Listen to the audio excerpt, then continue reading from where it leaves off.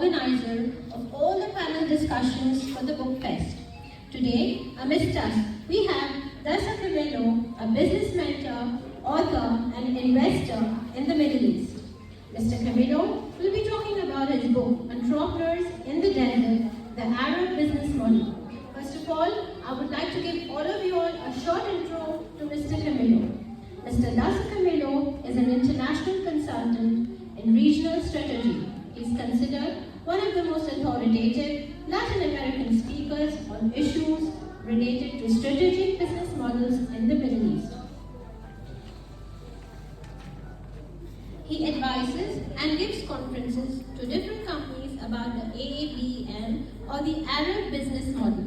Marketing and Advertising Administrator, Mr. Dasa is a specialist in strategic thinking and a master in organizational perspective. With more than 20 years of experience in consulting and advertising organizations throughout Latin America and now in the Middle East, Mr. Dasa leads the international process of trade relations between the Middle East and the Southern Core. Everybody please put your hands together for Mr. Camillo. And joining Mr. Camillo on stage, we have our very dear Anisha, the founder of Oman Book Lovers Club, our happy place for books. She needs no introduction to book lovers in Oman, but for the uninitiated, I'd like to introduce her as the tireless force behind this initiative to bring all the book lovers together. An HRA professional, Ms. Anisha founded Oman Book Lovers Club for the sheer love of books. Her vision is to connect all the book lovers in Oman, to make it a one-stop for all book things. Please welcome Ms. Anisha.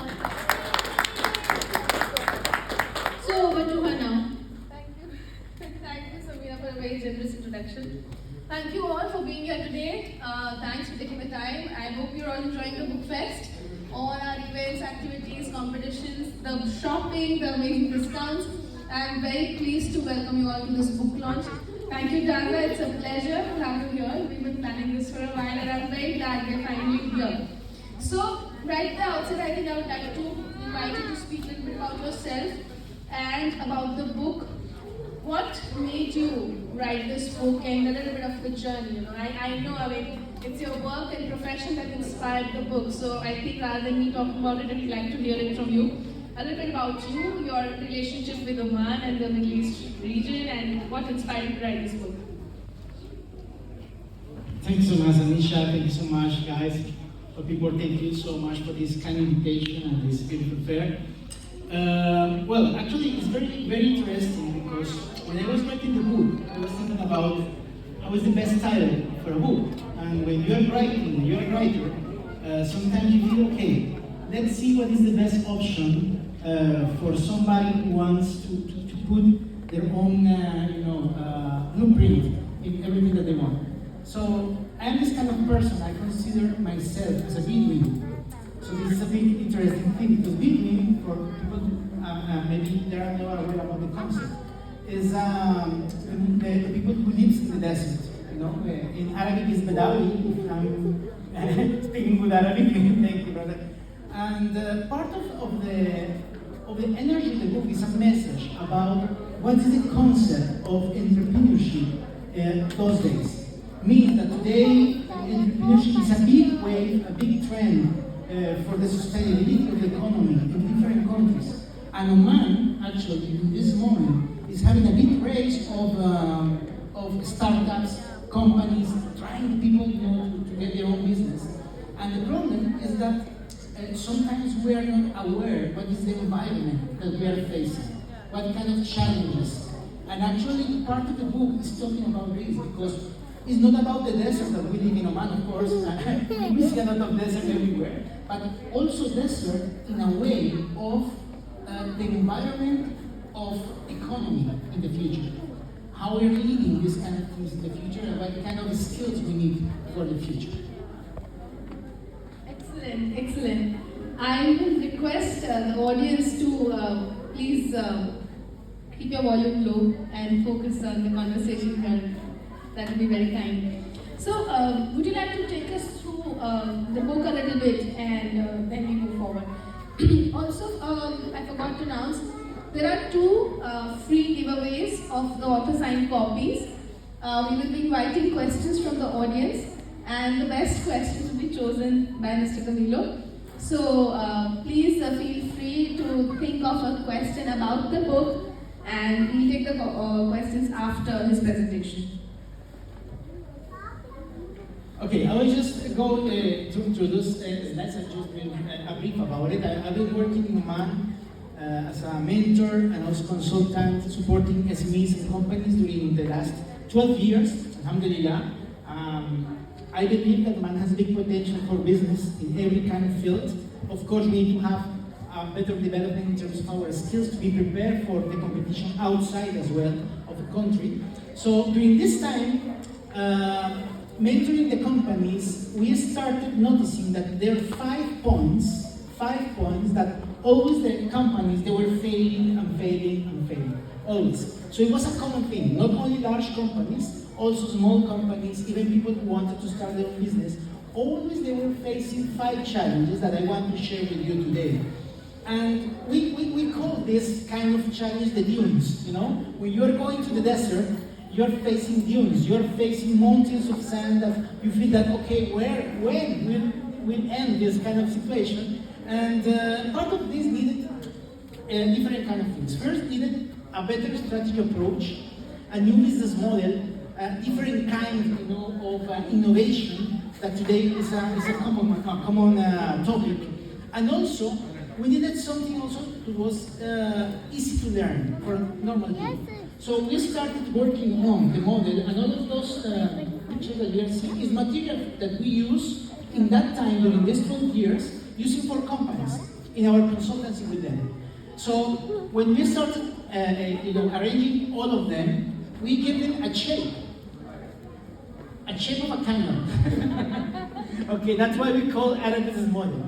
You know why camel? Because the Bedouin, the only thing that they have is a camel, and camel is everything for a Bedouin. The camel can give him meat, milk, skin, you know, protection, transport, you know, everything. So today, technology always, it's also our camel.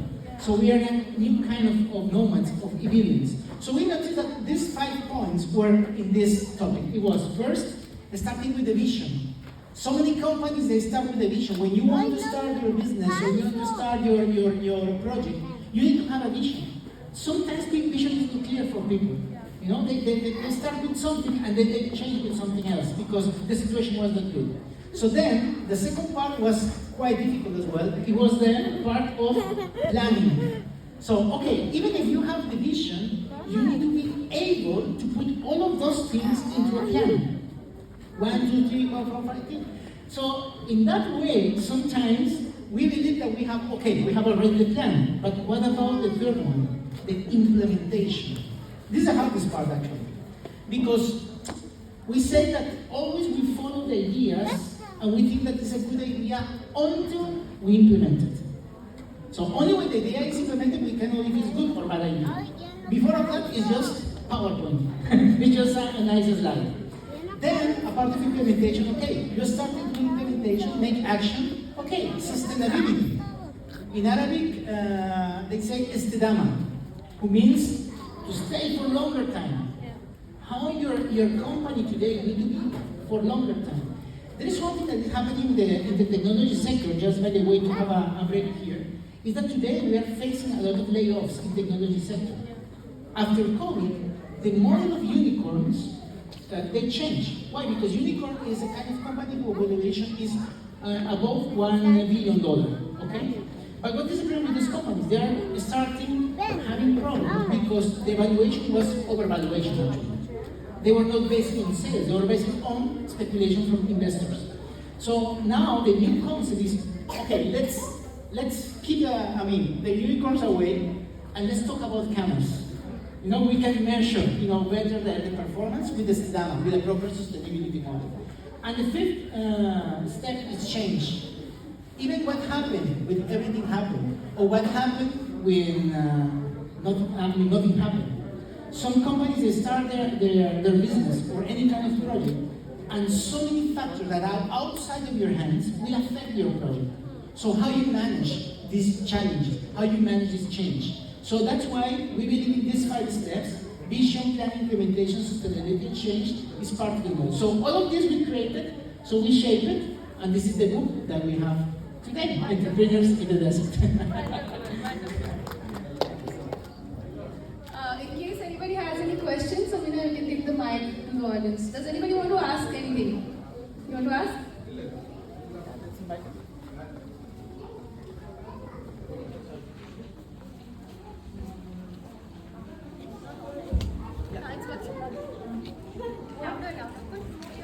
What gave you the inspiration to write this book? There must be something you thought before writing this book. Like inspiration for the book. Yeah. Interesting. The inspiration for the book, actually, in one part of the book, I mentioned 2 things. First, that we need to really care about the future, not only for our future, our near future, the future of you, of your generation. Because the concept of desert is that even the climate change, everything that we are facing today in terms of the resources are limited.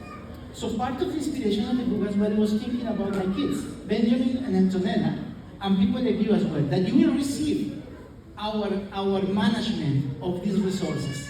So we need to be responsible with you, with your generation. So that's why also we create these messages in the book. Thank you so much for your question. Thank you so much, Meera. You have a question? Come. Yes, come. Kids, budding entrepreneurs. Yes, future. Can you give some examples of successful young entrepreneurs? Sorry? Successful young entrepreneurs. Wow. Any examples? We have a lot. Actually, I will give you one example. When you have resources, there is a kid in my country, in Colombia, okay? In Colombia, we have certain places that the people are not able, for example, to have access to the books, okay? So one person with a family, a small family, they created and named Donkey Bookshop. Donkey Bookshop. So they have a donkey actually, a donkey, Himar, with a big bookshelf in the top, and they go for the old towns everywhere, giving the access to the books. And this is for somebody who comes with just an idea. The people cannot come to the place, so the place will come to them. This is a good example of that. This is an idea we can definitely. Yeah, we can do that coming. Yeah, mobile library. Thank you. Anybody else?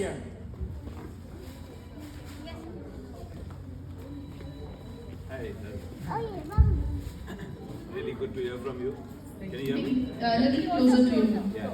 No, you mentioned a very good point on sustainability. Now, nowadays in the school also, the talk is how we prepare our children for the change. Because it's a constantly changing atmosphere, and you can't, ignore that. So, in terms of businesses also, is there somewhere where, the businesses can learn how to adapt for the change? The change would be there nowadays, and it's so fast changing. So one should have an eye and see to it that how we adapt. But how does one learn to live with this change? Are there any insights you can share on that? Yeah. And thank you so much for this interesting question. Actually, the best way to be aware about the change is to develop the critical thinking. What critical thinking means is that you cannot take the reality only with the things that you can see. Because there is so many things that you cannot see are part of the reality. Why climate change is not a challenge for so many people around the world? Because they are not facing anything different. Sometimes if you are okay in your home and this and that, it's some raining somewhere, that it's falling everything, so it's not affecting you, so you are not concerned about it. Our problem with climate change is that we are not creating critical thinking in a way of that all the information that we are receiving from social media, we need to start, having a proper, our proper conception. Not only the conception that other people have of politics or, newspaper, it's also to have our own criteria. And this is something that we need to develop in the kids. And the only way to do it is through these kind of events, these kind of initiatives. Thank you so much. Thank you for your question. Anyone else who'd like to ask anything?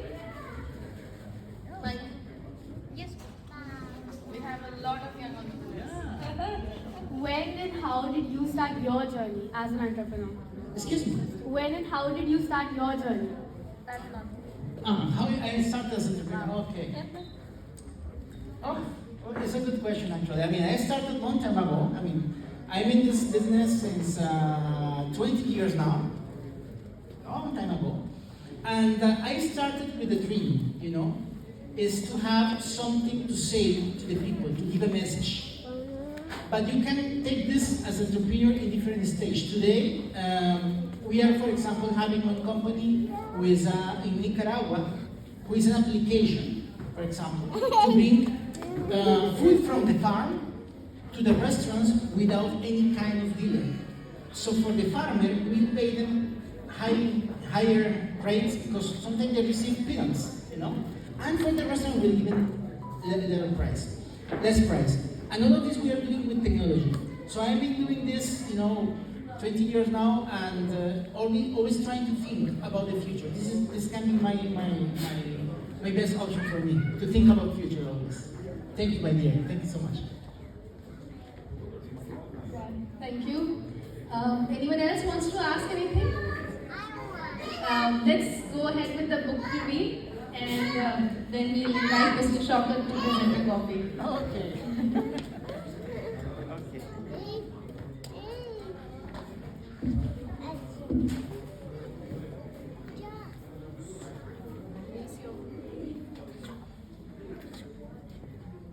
Okay, I'll read the introduction, is okay?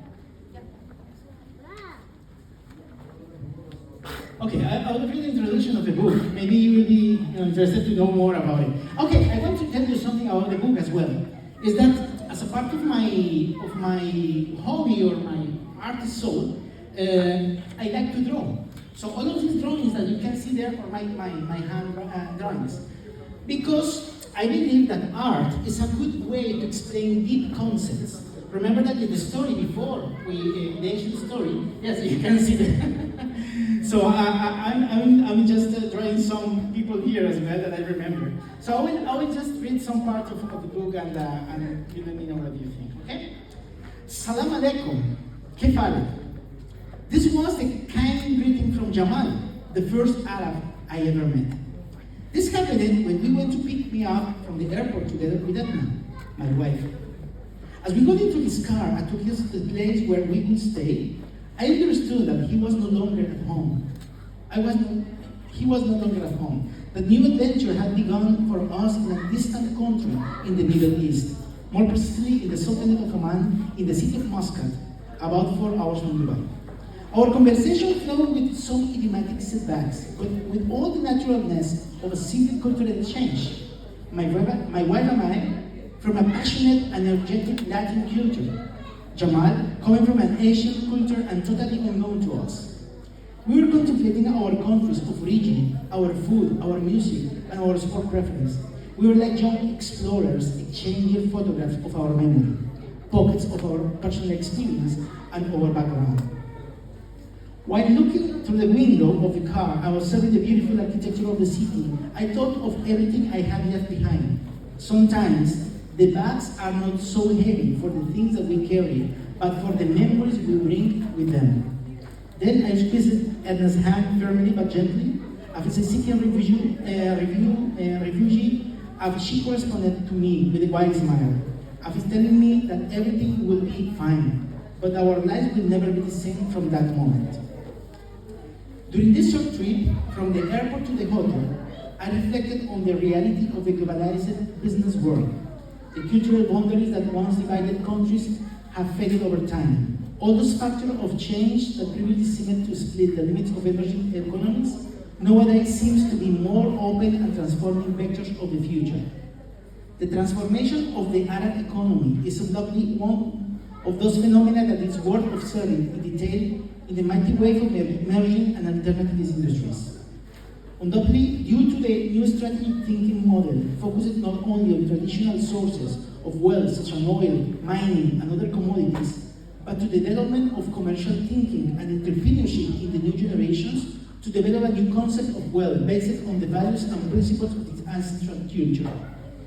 By understanding this awakening from social and human perspectives, We can visualize countless market opportunities for experienced businessmen and advise entrepreneurs alike, since the model I will present in this book can be adapted to the mentality of the business leader of any culture, creed, or model of thought. And it is based on millenary principles that have made the Arab countries as a prosperous and important society in the world market. We will continue.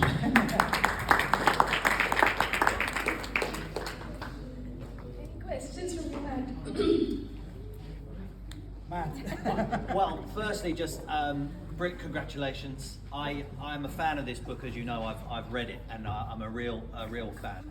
Can I just ask one question, kind of relevant to what is the biggest challenge for? I mean, the whole title of kind of business in Arabia. What is the biggest challenge for us, for me as a Westerner, coming in that I should understand to do good business here? Please. I think the big challenge is to understand entrepreneurship as something that is above cultures.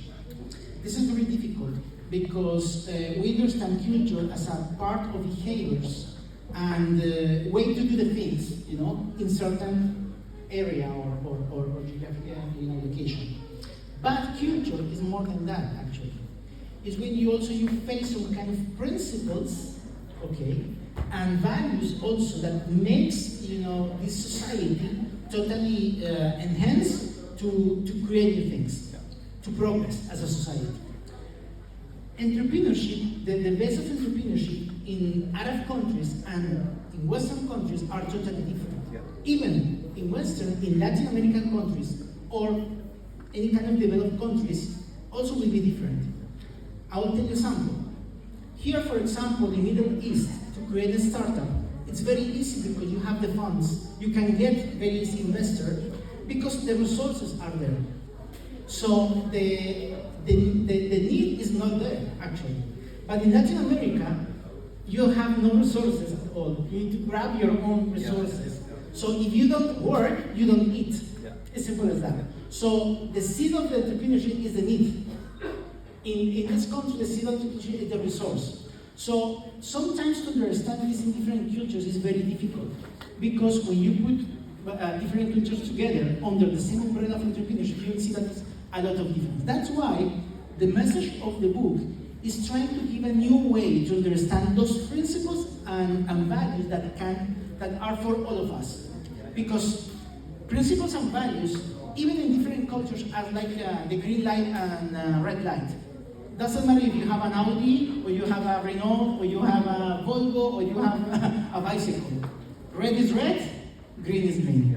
Every part of the world. So we need to come back to these roots, and this is the message of the book. That's really one thing. Just one thing for me as a reader. I'm quite.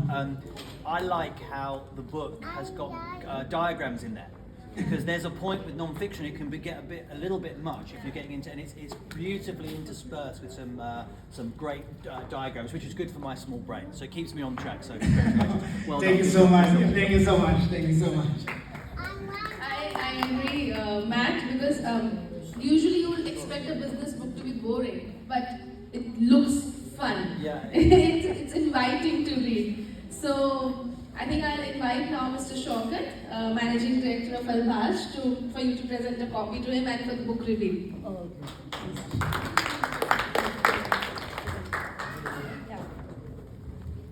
Please.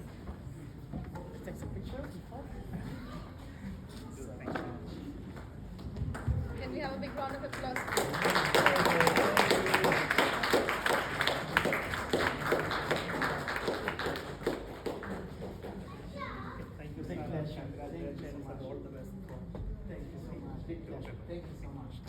Enjoy, yeah? Thank you. Thank you so much, Raza. I think everybody is welcome to purchase a copy, and we have the author to sign it today. We are headed now for the panel discussion on the topic fiction versus non-fiction, a very popular and oft talked about topic in the literary community, book lovers. So thank you so much. It has been a pleasure, and we are really excited to read your book. Thank you. Thank you so much. Thank you all. Thank you. Thank you.